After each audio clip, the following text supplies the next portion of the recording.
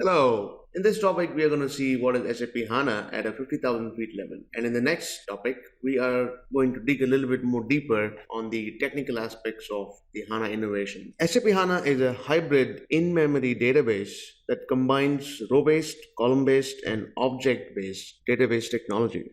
It is a flexible, data source agnostic appliance that enables customers to analyze large volumes of data with SAP and non-SAP systems. It does this in real time, and the best thing is it avoids the need to materialize transformations. These things allow customers to ask questions in real time and get immediate answers. This allows them to get deep insight and take decisions on a day-to-day basis. Since we are cutting down on the different copies of data and the silos of data, this leads to a lower TCO. We can handle unstructured data in a native way, and HANA has out-of-the-box features for text analysis and data mining.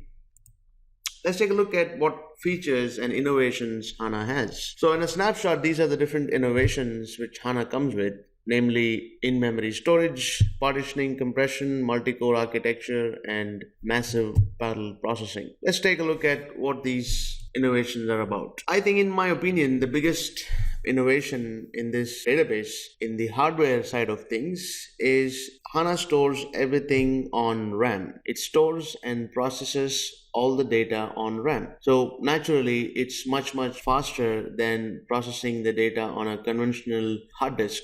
Talking about numbers, the RAM is at least 1 million times faster than the hard disk.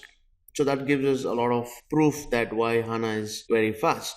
And not only the hardware innovation, HANA also adds a lot of software innovations, which makes it even more faster. But obviously, these are mathematical numbers.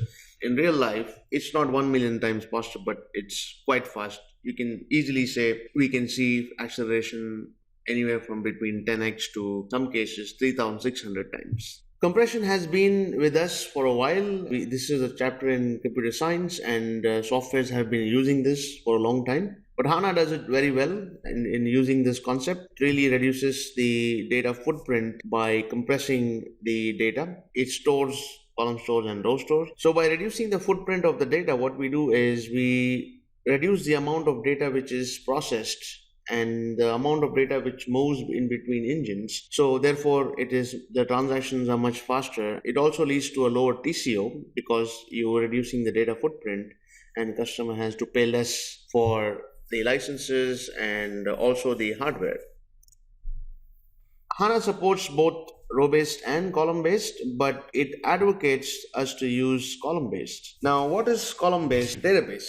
If you see the memory has a sequential address pattern. So if you want to store data, you have to follow that address pattern. In a column-based database, the entries of the columns are stored in contiguous memory locations. So it might look like an Excel sheet with columns stacked, but these columns will be irregular because not all the columns have the same amount of entries. We will see this a little bit more in detail in the next topic.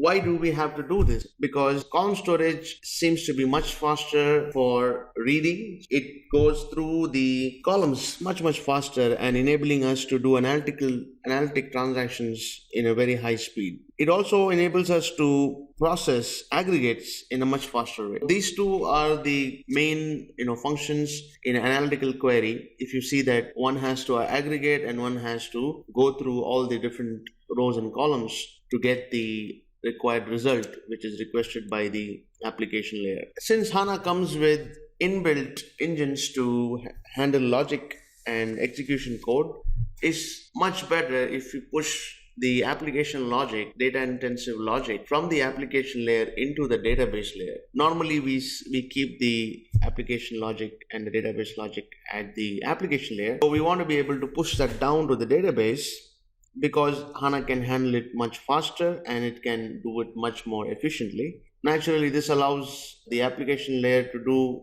its job, which is orchestration and triggering the processing within the database. This frees up the application layer and gives a much better user experience. Because of hardware innovation, today we have servers up to 64 cores. So one server, one node has 64 cores or more. Today they are capable of building such servers. Naturally, we want to be able to use this computing power. The concept is pretty simple. Is what we want to do is we want to be able to partition the data. You can partition with columns or rows, or you can also look at partitioning your whole data footprint as tables and move them into different nodes. Together they give a massive parallel processing. The capability of partitioning and then running a query parallelly is the concept which HANA uses at a hardware level and also as a software level. So all these innovations of HANA makes it super fast. And in the next topic, we'll dig a little bit more deeper in the innovations and get more details on the same.